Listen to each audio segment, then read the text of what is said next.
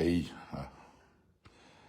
ja dhe orët e fundit të këtij rrugtimi erdhën, pas pak në 7:30 kemi Tiranën, edhe vetëm Tiranën, të gjithë të tjerët kanë qëndruar në përqarqet e tyre duke për përgatitjet e fazës tjetër të procesit, organizimi, trupat e komisionerëve, etj.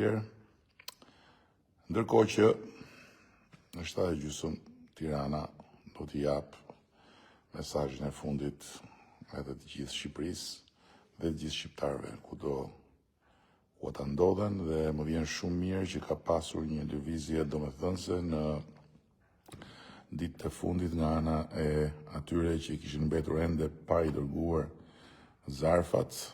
Numrat janë shumë inkurajues, të shohim si do mbyllet pjesëmarrja, por pa diskutim që trendi qysh në krye të erës na tregoi që do kishim një pjesëmarrje shumë të lartë nga ana e shqiptarëve jashtë kufive.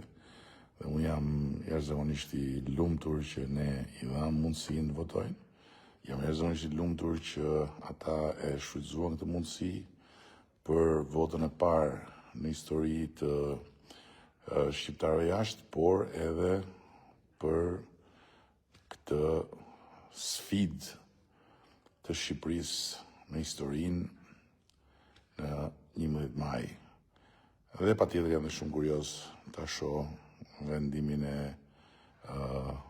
diasporës, gjykimin e diasporës, dhe patjetër me respektin më të madh. Në 7:30, pra për rreth një orë e pak, do të jemi së bashku me Tiranën, për Tiranën dhe për Shqipërinë 2030 në Bashkimin Evropian.